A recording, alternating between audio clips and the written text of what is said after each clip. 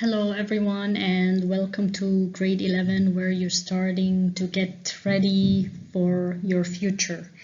I am Rafif Faki, your English teacher for this year and hoping to have a great fulfilling year with you guys. Okay, our mission, as you know, at ISI as teachers and management is to provide you with the quality of innovative education and knowledge that will help you pursue your future goals. We're doing our very best to make education accessible to you through different means. As 11th graders in the domain of sciences, your English language course will include themes that pertain to this field, vocabulary words and terms that will be indispensable to you. Indispensable means very important. And skills that will help you better analyze and comprehend a given text. So I hope we have a fulfilling year.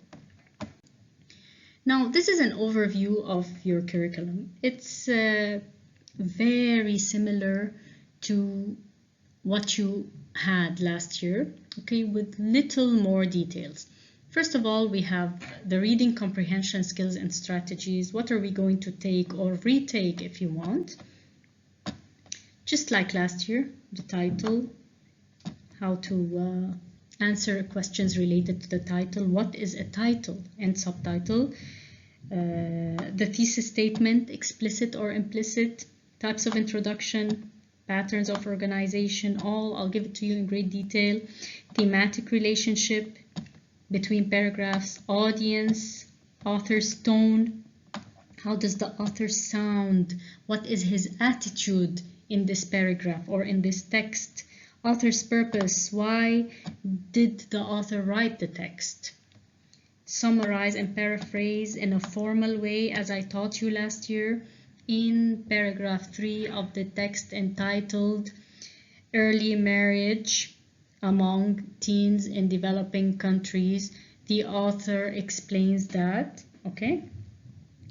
Types of supporting evidence. Remember, the author uses 3 types of supporting evidence: real life examples, statements of authority, and the statistics and etc. Okay? Analyze a chart and table pretty much like last year. Types of linking hooks or cohesive links. How does the author link his or her ideas between paragraphs or within paragraphs? Figures of speech, like the ones you took before, simile, metaphor, personification, types of irony. Those are especially in the second semester, okay? Now, concerning writing, we're going to revise again the parts of an essay, of course, identify its different parts. And concerning the types, we're going to take an expository writing, these types, cause effect, problem solution, advantages, disadvantages, and illustration and examples essay. An illustration essay is an expository writing where you talk about, for example, let's say I want to talk about COVID, its characteristics. What is it? What does it do? Okay, where it originated, how. This is an illustration essay, and we give a definition and we provide examples. Case study writing, as we took last year, we focus on a specific case, a person, a city, a river, a specific case, and talk about what really happened there. Of course, you're going to revise again the characteristics of a case study, the parts of a case study. Argumentative writing, okay, where you have to give a claim, okay? You are with or against a certain issue. You talk about why you are with. Then you have to talk about the point of view of your opponent and then refute it in a refutation paragraph and write a captivating conclusion. Don't worry, I will go into great detail with argumentative writing. It will take us time, okay, and I will explain it in detail for you. Persuasive writing is where you have an opinion about a certain issue, a certain controversial issue. You just write your own point of view. You write your claim as the thesis statement, and then you tell, okay, why you are with this. You provide evidence, you provide support, okay? And all those essays that you're looking at right now are 5-paragraph essays. Moving on, our first chapter is going to be in the theme of adolescent issues, which we took last year, of course, but we're going to take it in a different angle this year, okay? Talk about different issues, maybe. What is adolescence? As we learned from the previous year, it's the stage where you are no longer a child, but still not an adult. It's the teenage years. We call them the teenage years because 13 to 19, okay, it's this time period. What characterizes adolescence? Physical and psychological changes, which at many times cause anxiety, okay? Feelings of anxiety really are a big part of this stage. The adolescent or teenager is trying to establish his or her identity throughout this time. Conflicts can occur as a result of several things: generation gap, for example, school and college issues, related anxiety, peer pressure, etc. This is just a quick overview. Our first lesson, entitled, a very nice lesson, Teens Sleep Longer, Are More Alert for Homework When School Starts Later. It discusses the sleeping cycle of teens and how early school hours affect them both physically and mentally. I think you're going to like this lesson.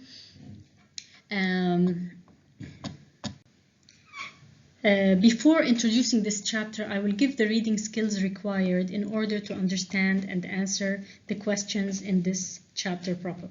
For this chapter, title and subtitles, thesis statement, types of introduction, patterns of organization, and credibility. Most of them will be just revision to you, okay? So let's go through them. Title and subtitle. Okay, those are your reading skills. Why do we learn reading skills? As it says here, the purpose of the reading skills and strategies that you will be taking this year is to help you better comprehend and analyze a given text. We begin with title and subtitles, as we said. What is a title? A title is the author's way of giving a mini summary of the content of the article. It's like a condensed summary of the main idea of the article. Sample questions, you feel free to read those on your own time. They are in the ebook, okay? I have explained them thoroughly last year. Please go through them again. One of the ways I would ask you, how does the title reflect the main idea of the above text? The title, Litani's Water Pollution, is a condensed summary, or if you want, a mini summary of the main idea of the text, which is further developed and explained in the paragraphs. Subtitles, remember, a subtitle is the smaller titles that categorizes an article. Why does an author use a subtitle? The subtitles adds more information and facilitates the reader's work and guides the reader to understand the text better by dividing it into subcategories. For example, in the text, this is an answer, in the text entitled Health Effects of Air Pollution in Beijing, the author gives the subtitles. So this is the author's title, Health Effects of Air Pollution in Beijing, and his subtitles will be, okay, what are the 3 health effects? Surge in asthma and other allergies. He will discuss it and explain it. Increase in the rate of lung cancer. He will explain it. He will give statistics, etc. Finally, the last subtitle, birth defects. He will explain each of those effects in a different subcategory. So these subtitles here helped organize the author's work and helped facilitate the reader's work. The thesis statement, as I said before, it could be explicit, directly stated, or implicit, not directly stated. You are going to be the one who provides it. The sample questions also available in the ebook. Which sentence reflects the thesis statement? Identify the thesis statement in the opening paragraph. Why does the writer place it where it is? This is your sample answer. The last sentence of the text of the last sentence of the of course of the introduction acts as a thesis statement for the text entitled Eating Disorders Among Teens, since it introduces the main idea of the text, which is about the different types of eating disorders that teenagers can suffer from. Such an idea is fully elaborated in the body paragraph or paragraphs. Okay, moving on. Types of introduction, which we took last year. There are 5 major types of introduction. Different authors use different types, and the purpose is to grab the reader's attention. It could be an anecdote or a brief narration or a short story to grab the reader's attention. Historical introduction, where the author gives like historical background to the ideas he will present. The general to specific pattern, where let's say you're talking about pollution in the lakes in a certain area. You will start generally with pollution in general, and then types of pollution, and then to water pollution, and to pollution in this in lakes in this country. So this is general to specific, just like a funnel. Okay, one very common type of introduction is interesting facts and statistics. Also, you can say shocking facts and statistics. Okay, when you present a shocking fact, of course you will grab the reader's attention and you will make them want to read the article. Series of questions, you would ask several questions into the introduction, hoping that the reader reader's curiosity would be aroused to read further on in the text. So those are the 5 major ones we will take this year. Okay, this is the way you will be asked, and this is how you should answer. Let's take a look at this one. What type of introduction does the writer use? How does this type affect the reader? In the text entitled Early Marriage Among Females in Developing Nations, the author begins her article with an interesting fact, which is that, tell me, you said interesting fact, tell me what it is, which is that 29% of girls in Bangladesh married before the age of 15 and 65% married before the age of 18. Why does the author do that? First of all, you tell me the type, you tell me your clue, and then you tell me the purpose. This method serves to capture the reader's attention, arouse their curiosity, and introduce the main idea of the text, which is about early marriage in developing countries. Okay, those are different ways which I might ask you. What is the function of the first paragraph in the above text? The first paragraph of the text entitled Early Marriage Among Females in Developing Countries serves as an introduction to the text. You need to tell me that it's an introduction. It contains the thesis statement of the text, which is fully elaborated and discussed in the body paragraph. Here, did I ask you about the type? No. So just tell me what it is. Okay? Answer what I ask you only. Here, what purpose or purposes does the introductory paragraph serve? I did not ask you about the type. Just tell me what purposes. Remember, we always give 3 purposes. Okay? And this is the type of answer I would want. The introductory paragraph of the text entitled serves to grab the reader's attention by providing shocking facts about the high percentage of early marriage among girls in Bangladesh. This method puts the reader in the general atmosphere of the text and arouses their curiosity to read more. So I presented 3. Okay, grab the reader's attention, put the reader in the general atmosphere of the text, and arouse their curiosity. 3. Now, in brief, using the above mentioned methods, okay, this is just a summary of what types of introduction are. It introduces the topic and gives background information about the topic at hand. It arouses the reader's attention. Interest grabs his or her attention and puts him in the general atmosphere of the text. It introduces the thesis statement and prepares the reader for a thorough discussion of the ideas raised in the thesis. So those are our purposes for the different types of introduction. So you will definitely include 3 of those in any question related to the introduction. Now, the next skill, we're going to take this chapter, retake if you want, is the relation between the introduction and conclusion. How are they related? Okay, in what way or ways are the introduction and concluding paragraphs of the text thematically related? Explain. Okay, what is the thematic relationship? Now, the answer would be, how are any introduction and conclusion generally related? The introductory paragraph introduces the topic and presents the thesis statement, which focuses on what? Tell me, of course. The concluding paragraph restates the same idea. This is how they're related most of the time. Gives a final opinion and leaves the reader with future expectation. In this sense, the 2 paragraphs are thematically related. Generally, keep this in mind.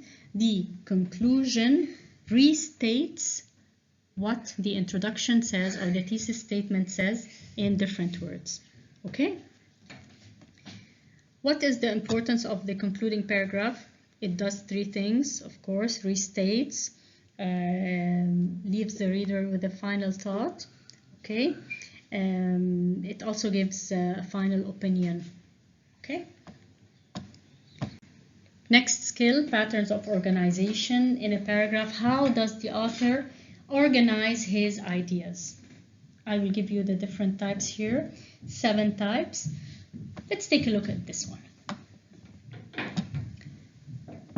Jacob worked very hard during that time period in order to finish his degree and become a computer engineer. Because, look at this clue, because of his perseverance, means willpower and dedication, he graduated from college with high distinction. So what type of relation did the author use here? What pattern of organization did he use? What was his pattern?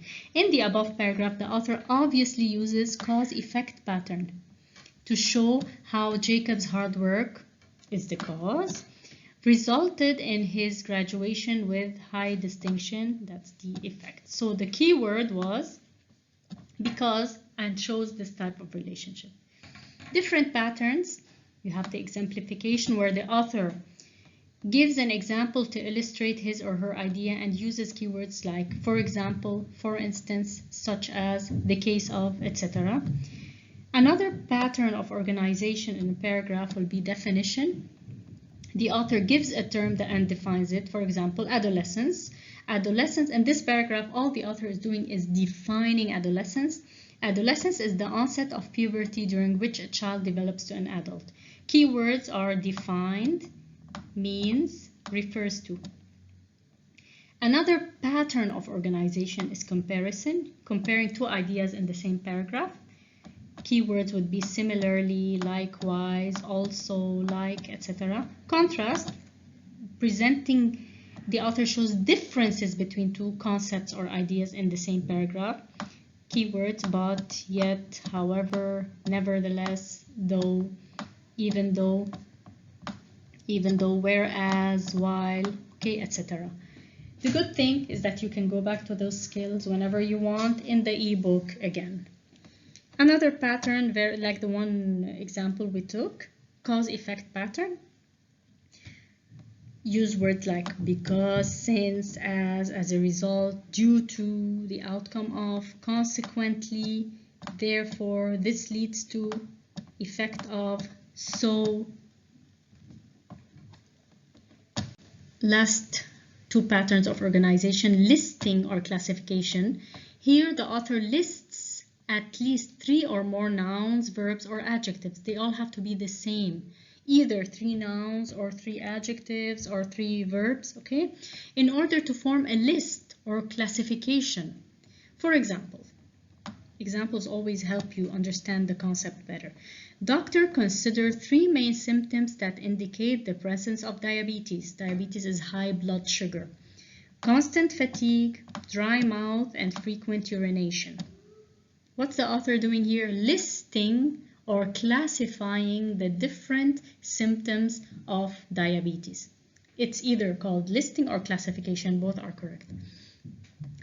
The final pattern of organization is time, order, or chronological order. The author organizes his or her ideas in the order of time. For example, as he prepared to dwell into the depths of the ocean, he first made sure all his life gear was present and working. Then he made the courageous leap and dived into the turquoise water. After that, 3 hours later that day, what type of order is this? The day after, this is obviously time order. The pattern here is time order. The indicators are, of course, all the words that were in red. So this is it for patterns of organization. How do I ask you the question? Basically, what pattern of organization does the writer use in the above paragraph? Explain. Okay, the paragraph I just gave you. In the above paragraph, the author uses time order, if you want, chronological order as a pattern of organization. He uses words, tell me the clue, of course, such as first, then, later that day, and the day after, in order to talk about what the scientist did during that time. Okay?